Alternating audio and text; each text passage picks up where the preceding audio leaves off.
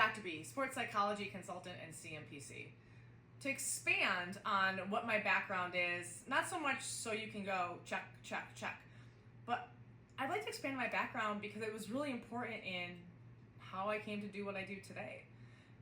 I was an athlete all my life, and I was really fortunate with incredible opportunities, and of course with those opportunities came some low points, but overall I feel like the intangible qualities that I developed as an athlete have really helped me in the real world, my post-playing career.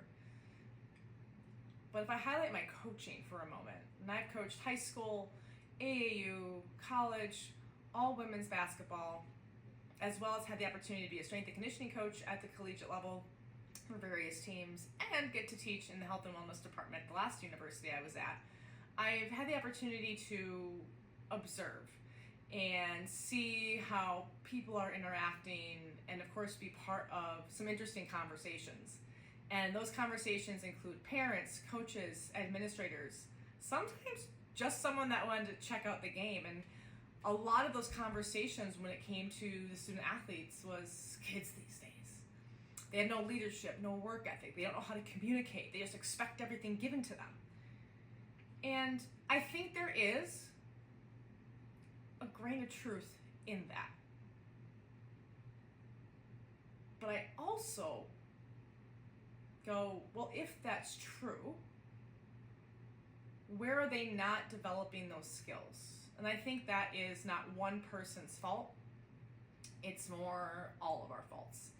I think we have a responsibility to help our young people, to provide opportunities for them, to develop confidence, to develop something as simple as time management. Because as many of you who played sports know, sports is the vehicle that helps you develop really cool tools that can help you be successful in other areas of your life.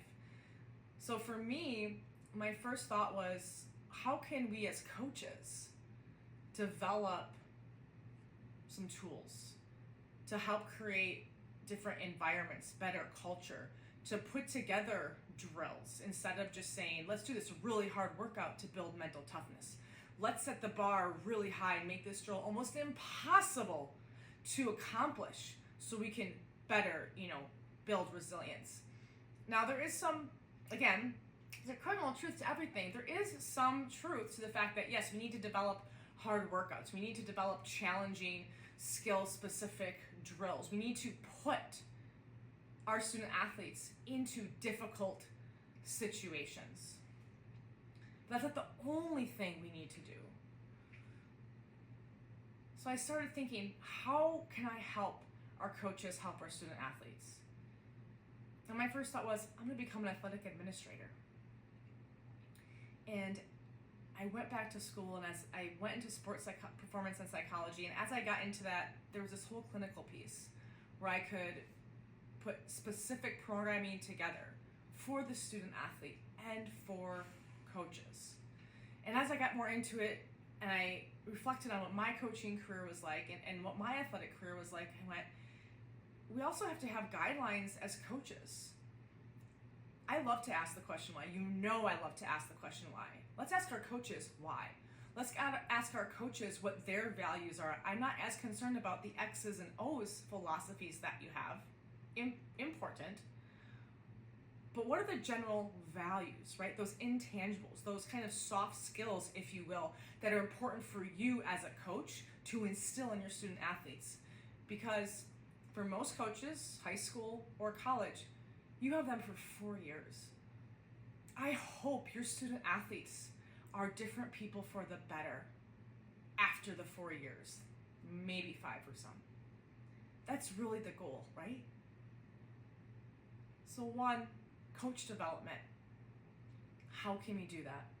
Secondly, how can we help coaches develop, again, those skills to work on mental toughness, resilience, the ability to focus?